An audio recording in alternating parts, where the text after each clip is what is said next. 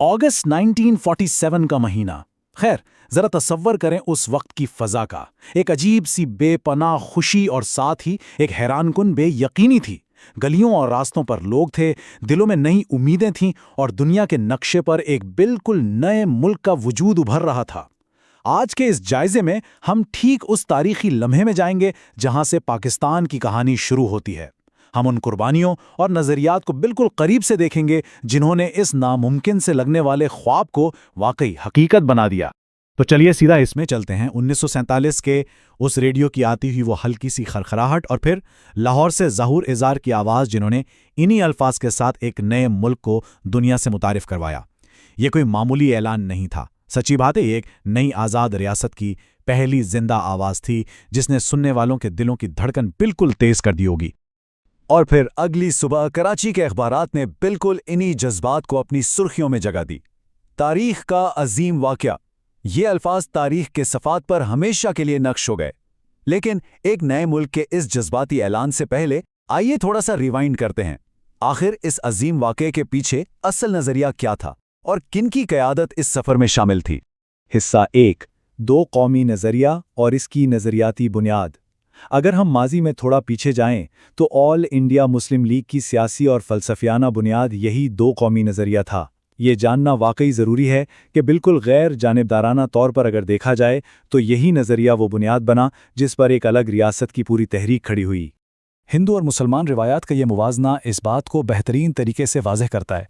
देखिए, इस नज़रिए के हामी मुसलमानों के नज़दीक मुसलमान और हिंदू सिर्फ दो अलग मज़ाहिब नहीं थे, बल्कि एक्चुअली ये दो मुकम्मल तौर पर अलग तहज़ीबें थीं। इनके हीरोज़, इनकी समाजी रिवायात, इनका अदब, इनका फ़लसफ़े हयात सब कुछ बिल्कुल मुख्तलिफ था। यही वजह थी कि किसी एक मुश्तरका रियासत में इन दो कौमों का इकट्ठा रहना उनके लिए नामुमकिन समझा जाने लगा था। और ये सियासी बहस वक्त के साथ बहुत तेज़ी से आगे बढ़ी। 1930 में इलाहाबाद के मुकाम पर अलग रियासत का एक इब्तदाई ख्याल पेश किया गया। फिर 1940 की करारदाद लाहौर आती है, जहां ये एक बाकायदा ठोस मुतालबा बन गया। और बिलाखिर 1947 में लॉर्ड माउंटबेटन को मजबूरन तकसीम का मंसूबा पेश करना पड़ा। मतलब सिर्फ चंद सालों के अंदर अंदर एक ख्याल ने बरतानवी हिंदुस्तान को दो हिस्सों में तकसीम कर दिया। हिस्सा 2, कायदे आज़म का विजन और मोहम्मद अली जिन्ना की क़यादत। ज़ाहिर है, इस नज़रिए को एक सियासी हकीकत में बदलने के लिए एक बेमिसाल क़यादत की ज़रूरत थी। तो अब हम आते हैं उस शख्सियत की तरफ जिन्होंने इस सब की क़यादत की। कायदे आज़म, जिनका मतलब ही है सबसे अजीम रहबर। अब जो बात यहाँ सबसे दिलचस्प है वो कायदे आज़म का अतूत अज़्म है। इन्होंने एक अलग वतन के हुसूल के लिए बैक वक्त कई महाजों पर अकेले और पूरी मुस्तकिल मिजाजी से लड़ाई। एक तरफ बरतानवी हुक्काम थे तो दूसरी तरफ मुखालिफ सियासी जमातें, मगर उनकी क़यादत में एक ऐसी मुस्तकिल मिजाजी थी, एक ऐसी ताकत थी जिसने इस ख्वाब को वाकई मुमकिन बना दिया। और इनका विजन क्या था? 11 अगस्त 1947 को दस्तूर साज असेंबली में जिन्ना ने अपनी इस तारीखी तकरीर में पाकिस्तान का एक बहुत रोशन और वाज़े विजन पेश किया। उन्होंने एक ऐसी हुकूमत का तसव्वुर रखा जहां हर एक को मजहबी आज़ादी हो और जहां कानून की बालादस्ती सब के लिए बिल्कुल बराबर हो। ये वाकई एक जदीद और मसावात पर मबनी रियासत का वादा था। हिस्सा 3, अजीम हिजरत और रैडक्लिफ लाइन की इंसानी कीमत। आज़ादी का ये वाक़या सियासी तौर पर एक बड़ी कामयाबी तो ज़रूर था, लेकिन अब हमें इसके इंतहाई गमगीन और जज्बाती पहलू की तरफ भी आना होगा।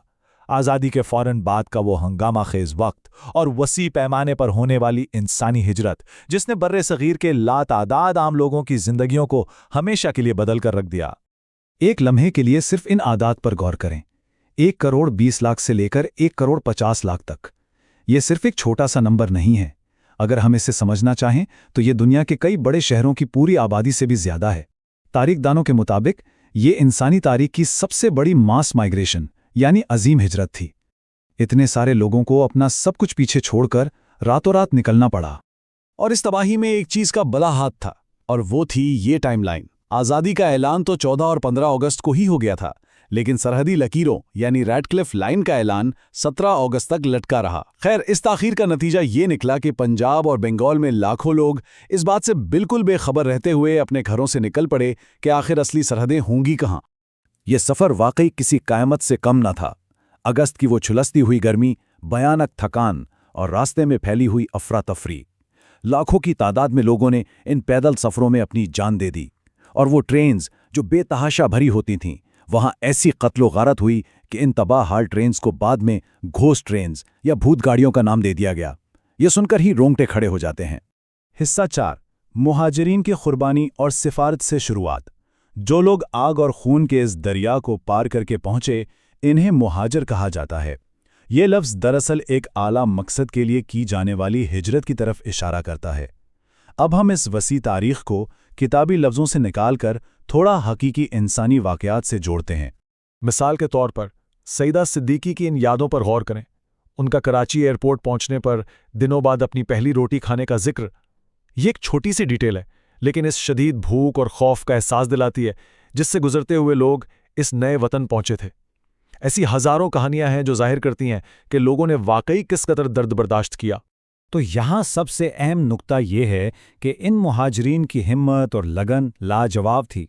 एक बिल्कुल नवज़ायदा रियासत जहाँ वसाइल ना होने के बराबर थे, वहाँ इन लोगों ने आते ही अपना खून पसीना एक कर दिया।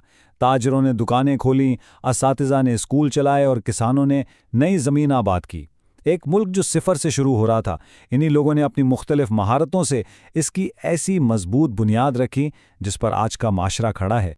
और आज के इस जदीद दौर में उन कुर्बानियों को महफूज करने की एक दौर जारी है। सिटीजन्स आर्काइव ऑफ पाकिस्तान जैसे इदारों और डिजिटल टेक्नोलॉजी की मदद से उन लोगों की डिजिटल ओरल हिस्ट्रीज बनाई जा रही हैं। ये वाकई एक बहुत अहम कोशिश है कि इन चश्मदीद गवाहों की आखिरी नस्ल के इस दुनिया से गुजर जाने से पहले पहले इनकी अस्साल आवाज़ें और उनकी कहानियाँ हमेशा के लिए महफूज कर ली जाएं। ये एक ऐसी सियासी और जज्बाती तारीख है जिसे भुलाया नहीं जा सकता। तो आखिर में ज़रा सोचें कि एक ऐसी कौम जिसकी बुनियाद इतनी गहरी और अजीम कुर्बानियों पर रखी गई हो, जिसने सियासी आज़ादी की इतनी बड़ी कीमत चुकाई हो, उसकी तारीख आज इसकी पहचान को कैसे मुतासिर करती है। ये सवाल वाकई हमें अपनी तारीख को मज़ीद गहराई से समझने पर मजबूर करता है। हमारे इस जायज़े के ज़रिए इस कहानी का हिस्सा बनने का बहुत शुक्रिया।